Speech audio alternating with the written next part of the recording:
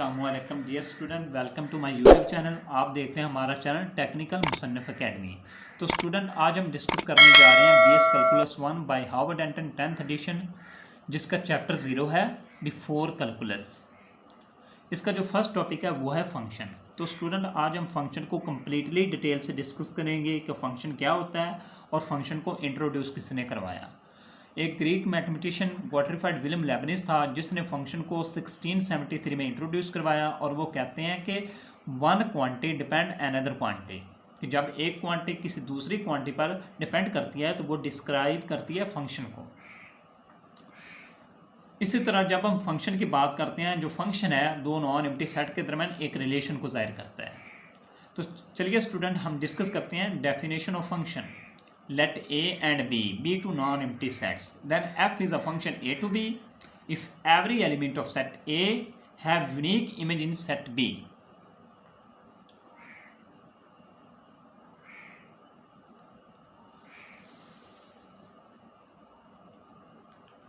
Note that every element of set A and have image in set B. इसको हम इस तरह कह सकते हैं कि हमारे पास जो सेट A है, इसके जो तमाम एलिमेंट्स होंगे उनका जो इमेज है सेट बी में मौजूद होना चाहिए। और दूसरी कंडीशन ये है element of set A have also unique image in set B, कि जो सेट ए है इसके जो तमाम एलिमेंट्स होंगे उनका जो इमेज है सेट बी में यूनिक होना चाहिए।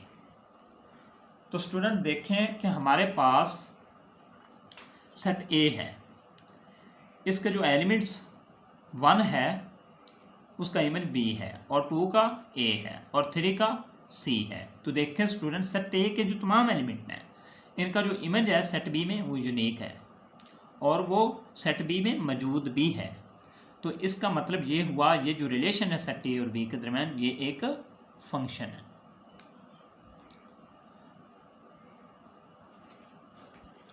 अब हम एग्जाम्पल नंबर 2 डिस्कस करते हैं कि हमारे पास सेट ए है और सेट बी है।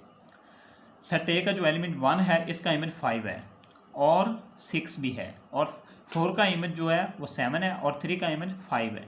तो देखें स्टूडेंट, सेट ए के जो तमाम एलिमेंट्स हैं इनका जो इमेज है सेट बी में मौजूद है। और दूसरी कंडीशन ये थी कि हमारे पास सेट ए के जो तमाम एलिमेंट्स हैं उनका इमेज यूनिक होना चाहिए, तब हमारे पास जो रिलेशन होगा सेट ए और बी के दरमियान वो एक फंक्शन होगा। तो देखें स्टूडेंट, सेट ए के जो तमाम एलिमेंट्स हैं इनका जो इमेज है वो यूनिक नहीं है, तो इसलिए ये जो रिलेशन है सेट ए और बी के दरमियान ये एक फंक्शन नहीं होगा। तो इसी तरह हमारे पास एग्जांपल नंबर 3 है। ए का जो इमेज है वो 3 है, और बी का जो इमेज है वो भी 3 है, और सी का जो इमेज है वो 7 है। तो देखें स्टूडेंट, सेट ए के जो तमाम एलिमेंट्स हैं इनका जो इमेज है सेट बी में मौजूद है, और दूसरी कंडीशन ये है कि सेट ए के जो तमाम एलिमेंट्स हैं उनका जो इमेज है सेट बी में वो यूनिक भी है।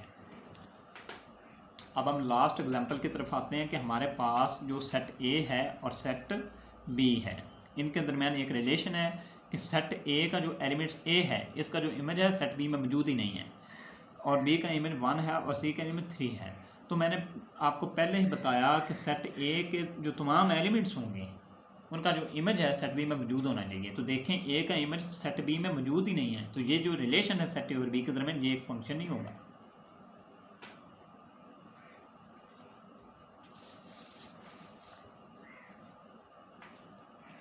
अब हम डिस्कस करते हैं another definition of function. If a variable y depends on a variable x in such a way that each value of x determines exactly one value of y, then we say that y is a function of x, y is equal to f of x।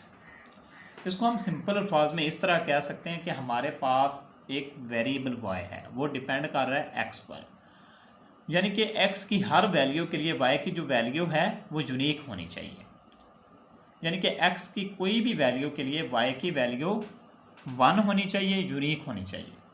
तो student, हम example के जरिए इसको discuss करते हैं कि हमारे पास x और y में ये एक रिलेशन है। अगर मैं x इज इक्वल टू 1 इसमें पुट कर दूं तो हमारे पास y की वैल्यू 2 आ रही है, जो कि एक यूनिक वैल्यू है, यानी कि y की वैल्यू 1 है।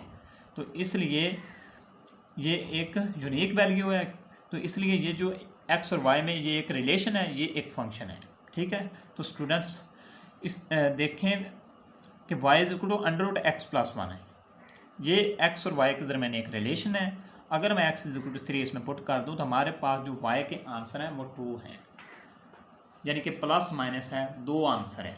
तो ये जो रिलेशन है x और y के दरमियान ये एक फंक्शन नहीं होगा, क्योंकि y की वैल्यू यूनिक नहीं है। तो स्टूडेंट्स, उम्मीद है कि आपको फंक्शन के हवाले से कम्प्लीटली समझ आ गया होगा कि फ़ंक्शन क्या होता है, फंक्शन को इंट्रोड्यूस किसने करवाया।